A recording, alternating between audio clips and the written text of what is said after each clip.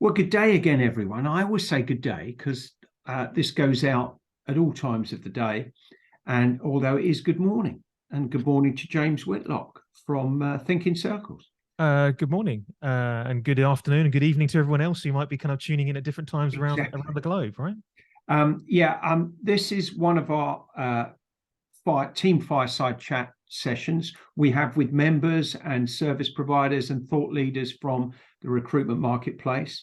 I'm really pleased today to invite James Whitlock from Thinking Circles to come along and have a chat about what they're doing within the recruitment industry. So, James, yes, tell us your story about you and Thinking Circles. Well, yeah, it's a bit of a convoluted one, but I'll do it as quickly as possible. I'll give you the abridged version. So I always kind of got asked about how I got into marketing generally. And I came in via a slightly kind of convoluted route, which is I've got a background in fine art, so I've got a degree in fine art, so painting, printmaking, and sculpture. But that's completely almost useless in the real world unless you're actually going to become an artist, which I tried but didn't really work. So I taught myself kind of graphic design. Got a kind of a job as a graphic designer, then moved on into web design and that's my first kind of touch point with recruitment, because that was with Select Appointments. I was the web designer at Select Appointments. I then moved into web management, so managing websites, and that was for the business above Select Appointments, which was Vedior at the time. So Yeah, I helped remember. the Vedior group and those groups with their kind of website and the website management. That business then was acquired by Randstad. So I went to work for Randstad for a while, where I was given the slightly obscure title of senior consultant, which meant nothing to anybody. I moved on from there and went to work for Miles Hunt at the Empresaria Group after that, where I was the digital strategy manager. I think I was one of the first digital strategy managers because I was going to say that's such a sexy title. I know I made it up, right? Miles Yeah. asked me what I wanted to be called, and I was, I'd actually joked with on previous colleagues. I said, well, here's a cool title, and so I chucked that into the mix and was called a digital strategy manager. And I stayed there for a couple of years, and then when Miles moved on from the Empresario Group, I left around about the same time and set up ThinkInCircles. I'd been trying to set up a business a marketing business for a few years, and I'd actually had the web address for probably about 5 or so years before that. So I knew I was going down that route. And Miles helped me kind of set things up, kind of give me some encouragement. And that was 11 years ago. And as of today, we specialize in working with recruitment agencies and businesses in HR. There's 7 of us in the business now. And we do all kinds of marketing for all kinds of amazing recruitment agencies and suppliers into the recruitment space. And I came to what you were at Rec Expo last year, and I came to watch. You were next door to our stand where you were presenting, so I was hovering around and watching that with interest. You had a really good subject at that, which was, I think, how to measure ROI or marketing. Because lots of people are quite nervous about investing in marketing. Can you just cover that for a couple of yeah, so it's a question we kind of get asked a lot, and actually the presentation was I did with one of my colleagues, Kat Allenby, and we did it almost kind of like a for and against, right? Of should you measure marketing or shouldn't you, or shouldn't you measure marketing? Because I sit somewhere in the middle, right? That I don't think you can measure. You're never going to be able to measure everything, so don't bash yourself around the head trying to measure everything when it comes to your kind of marketing. If you're doing the right thing, and if you're appealing to anecdotally, you'll know, and you'll see it in the figures as well. But yeah, we do tend to kind of get asked this question: how do we measure it? And it's actually easier than ever now because of the tech that's available to you. So the likes of simple things like kind of the Google Analytics on your website can track where things are coming from. So that gives you a pretty good kind of idea that things are going in the right direction. People are sitting on your website, they're going to the right pages.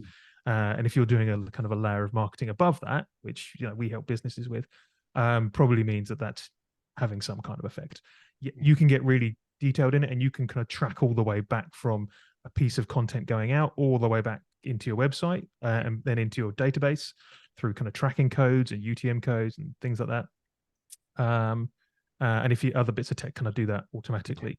But it is easier than, and you should do it, right? You should kind of have it. And the problem is when you kind of talk to an agency like us and you ask us how many leads are we going to get, the first question I go back to is, well, how many leads do you want? What are your goals of the business? If you only need, if you're a smaller business and you need 2 leads a month, right? Well, then that's doable. If you want hundreds upon hundreds of leads per month and you want them within the next 2 months, that's kind of, that's a whole different question. Yeah. So again, it's about what the business needs, and I think that's where I tend to kind of have more of an influence on those kinds of discussions. And it would be useful to have a couple of little stories about what you've done with some recruitment businesses, with maybe a challenge you've had, the actions that you've done, and then the outcome that they've achieved from that. That would give our viewers an insight into some of the successes you've had, and those challenges that recruiting owners have in building their brand, outreaching to candidates and clients, etc. Well, I'll give you an example of a team member who we're working with at the minute, who we kind of started with, which is Lisa Bascott at Second Line Defense. An amazing person with a kind of a great personality and a lot to say on the area that she kind of recruits in. And so we've just started kind of working with her really to kind of build her brand in that area. And we're doing a lot of work around kind of video, a lot of work with kind of her on TikTok and Instagram Reels and things like that. And the basis of this project is really to kind of give her a solid brand and a solid kind of personal brand to build on, so people know who she is, what she stands for, and give her and make sure she's got an opinion. So one of the works we've been doing with her is to give her that encouragement to get onto video, do more video.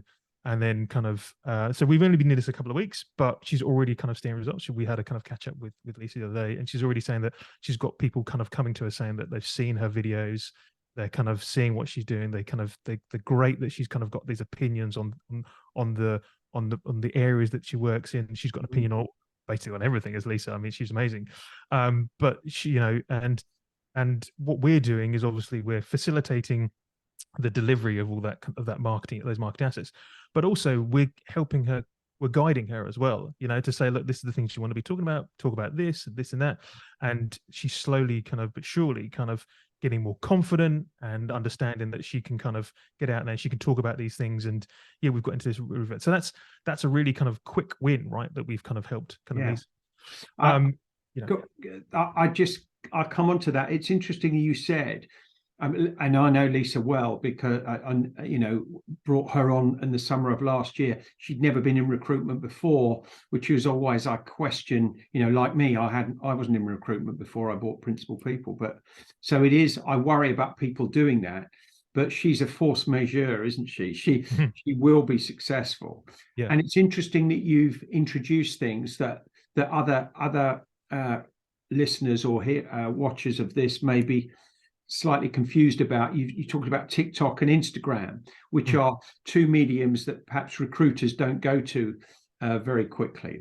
That's I think an interesting. Well, it's great. I mean, the thing with Lisa is it's almost it's a clean slate. We've got nothing. There's no baseline, so we can kind of start how we mean to go on. Yeah. And if we can kind of help her to harness those platforms, then I think she's got a kind of a great, and I think her audience is probably there as well, right? That's the other thing that we're kind of trying to get hold of. So that's kind of a nice example for a kind of a startup business. Yeah, definitely. Yeah.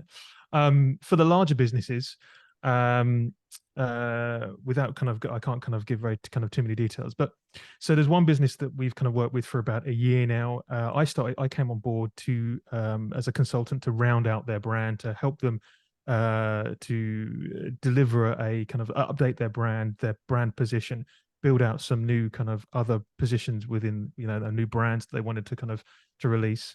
At the time there were around about kind of 20 of them in the business at the time, but fast growing.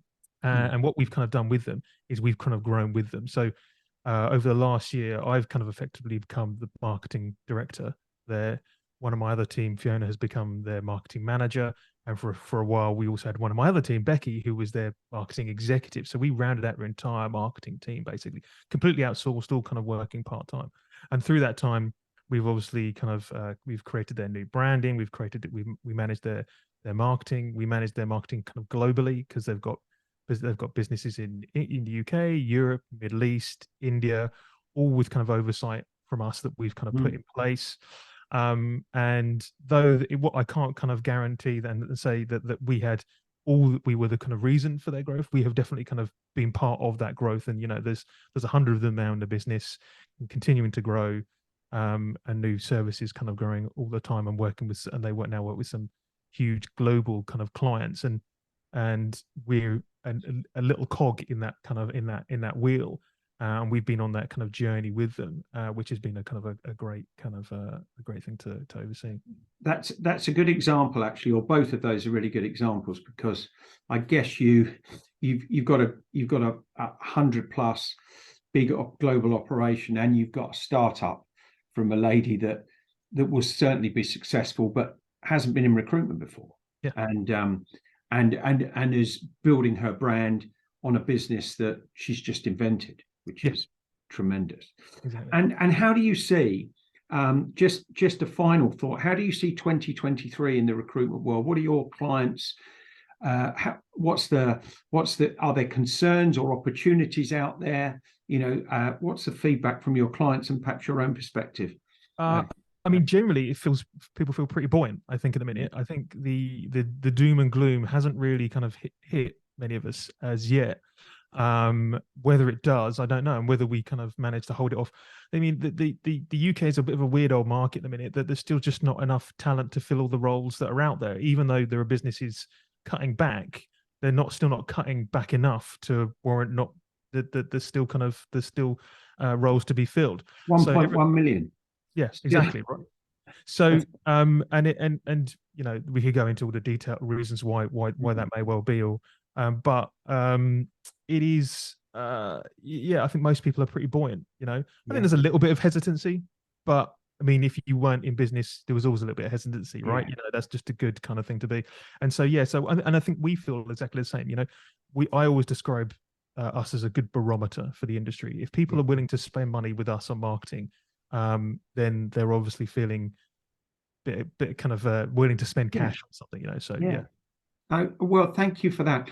And also, I should say, you're now working with team, and your excellent account manager, our contact Richard Blamey, is doing a great job with us on outreach. I think we've got 5 new members this week, which a lot of those have come from some social work that you've been doing with us. So that's really encouraging.